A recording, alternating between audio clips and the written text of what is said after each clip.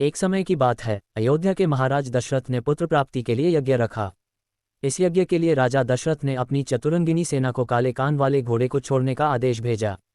उनकी इच्छा थी कि इस महान यज्ञ में हर कोई शामिल हो, इसलिए राजा ने सभी ऋषि मुनियों व विद्वान पंडितों को आमंत्रण भेजा।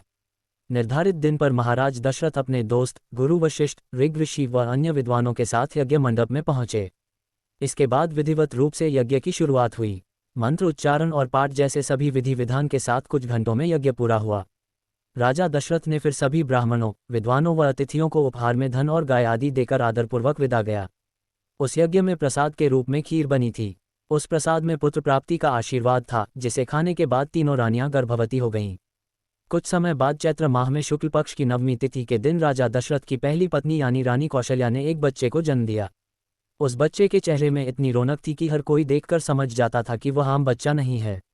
इसी तरह राजा की दूसरी रानी कैकेयी ने एक पुत्र और तीसरी रानी सुमित्रा ने दो पुत्र को शुभ नक्षत्रों में जन्म दिया।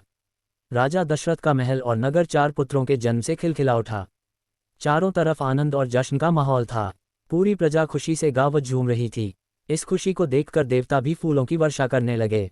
इस जश्न में शामिल होने के लिए कई ब्राह्मण भी पहुंचे और राजा दशरथ के बेटों को आशीर्वाद दिया। खुशी से झूम रहे राजा दशरथ ने ब्राह्मणों को खूब दान दिया। फिर अपनी खुशी जाहिर करने के लिए उन्होंने प्रजा व दरबारियों में भी धन, रत्न और आभूषण बंटवाए। समय आने पर सबकी मौजूदगी में चारों बालकों का नामकरण भी किया गया। महर्षि वशिष्ठ ने उनका नाम रामचंद्र, भरत, लक्ष्मण और शत्रुघ्न रखा। वक्त बीतता गया और धीरे धीरे ये चारों बालक बड़े हुए। इन चारों में राम अपने तेजस्वी गुणों के कारण प्रजा को अधिक प्रिय लगने लगे। अपनी प्रतिभा के चलते वो कम उम्र में ही सभी विषयों में महारत हासिल कर चुके थे। राम में सभी गुण थे, चाहे शस्त्र चलाने की बात हो या हाथी व घोड़े की सवारी, हर चीज में वो अव्वल थे। साथ ही वो माता पिता व गुरुओं का भी खूब सम्मान करते थे। उनके गुणों के कारण बाकी के 3 भाई भरत, लक्ष्मण और शत्रुघ्न भी उनसे काफी कुछ सीखते थे। जब भी महाराज अपने चारों पुत्रों को एक साथ देखते उनका मन आनंद से भर उठता था।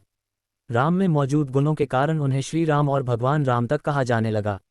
आगे चलकर राम के जीवन पर 2 पवित्र ग्रंथ लिखे गए, रामचरितमानस और रामायण।